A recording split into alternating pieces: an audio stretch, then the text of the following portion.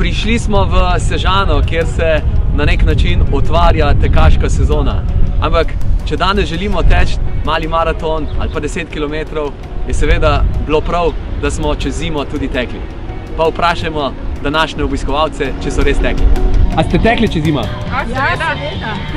Celo zimo pomalo. Sem, veliko. Seveda smo tekli, sicer bolj malo. Čez zimo sem tekla, kljub mrazu. Seveda, čez zimo se najlažje teče. Drugače čez zimo sem tekla, jaz sem zdaj čez pomladno zimo pa nisem.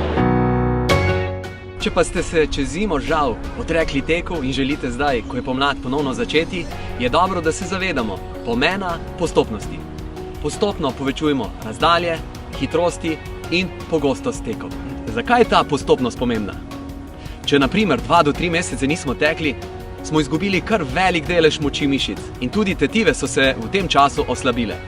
Telo se namreč neprestano prilagaja na to, koliko je obremenjeno. Ker tek v primerjavi s hojo bolj obremenjuje telo, ga tudi bolj krepi. Na primer, vertikalna sila reakcije podlage je pri hoji, ko stopimo na tla, približno 100% telesne teže. Ko pa pri teku stopimo na tla, je ta sila kar 200 do 300% telesne teže. Iz vidika zmanjšanja verjetnosti za nastanek tekaških poškodb je dobrodošlo, da naš tek ni klecajoč. Ker pa se človeku, ki čez zimo ni tekel, nekoliko slabijo mišice, ki skrbijo za čvrstost stopala, gležnja, kolen, kolčnega sklepa in tudi hrbtenice, te niso zmožne tako dobro prenašati tekaških obremenitev. Zato popuščajo in tek je bolj klecajoč. Zato naj bodo teki za ponovnega tekača na začetku usmerjeni predvsem v izboljšanje moči teh mišic.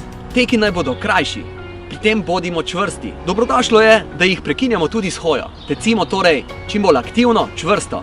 Ne tecimo samo, da tečemo. S takšnimi teki bomo hitreje učvrstili mišice in tetive, da bomo lahko postopoma tekli dlje.